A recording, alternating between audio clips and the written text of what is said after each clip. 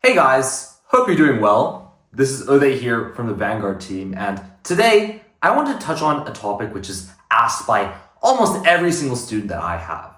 And that's the question of, how do SAC rankings really work?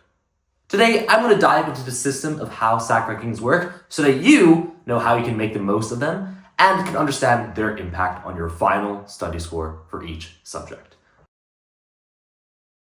In case you guys didn't know, SACs are essentially assessment tasks that are given to you throughout the entire year, and you'll have these for every single subject. These are similar to the class tests which you guys would have had back in previous year levels, except this time, these scores will actually make a difference to your final study score.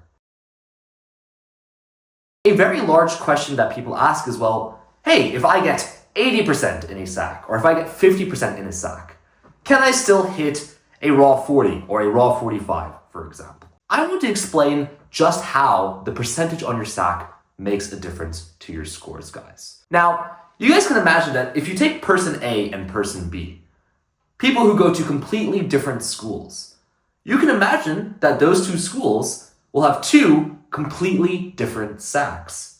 School A, attended by person A, might be a lot easier. They might have very easy SACs, whereas person B might have a much more difficult SAC. Therefore, when person A does a SAC, they might get something like 100%, whereas person B might only get something like 70%. But how is it fair that despite these two different difficulties, one person gets a higher percentage and another person gets a lower percentage, guys?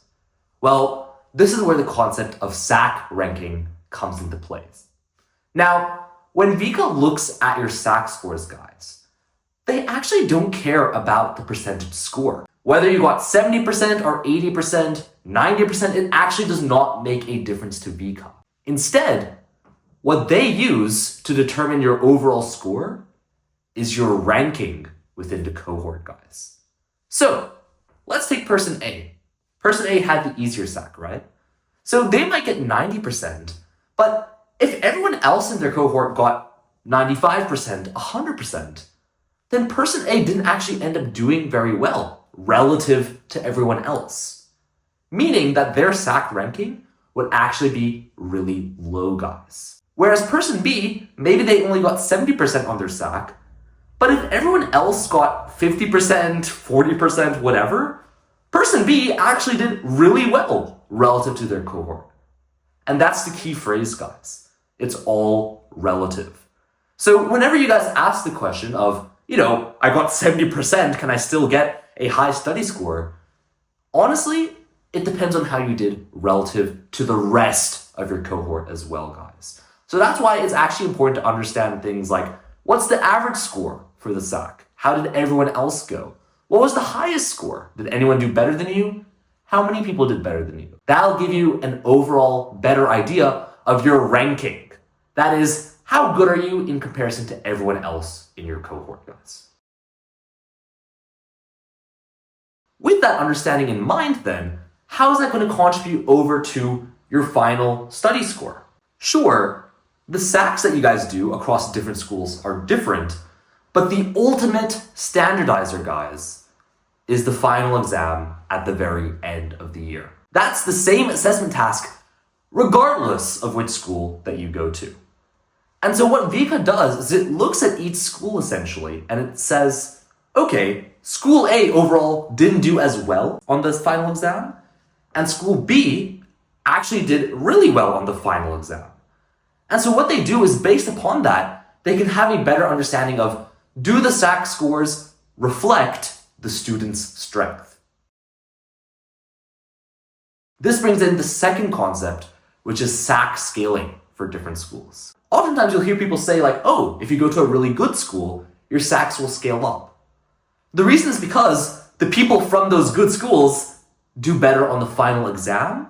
And so when Vika looks at your SAC score, they're like, okay, maybe you got 70%, but it's clear that you're doing really well on the final exam. We're going to scale your scores up. Meanwhile, from people from easier schools where maybe everyone scored higher, if everyone ends up doing worse on the final exam, that signals to Vika that these students aren't as strong. And even if they got higher SAC scores, we might have to adjust them downwards, guys, okay? And so the second concept, like I said, which plays into the SAC ranking and study score calculation, is actually how well your cohort does as a whole on the final exam. And that's how Vika will compare the strength between school to school. In summary, guys, what can you do to make the most of your SAC scores? In the end, it's not about scoring as high as possible, although that would be ideal. It's more so about scoring better than others so that you can increase your SAC ranking. And in terms of how your SAC scales, that's actually based upon your school and how well your school does as a whole for the final exam. So if you can get your buddies and team up to do really well on the final exam, that'll boost your scores up, and it's a win-win for everyone, guys. Hope that information helps.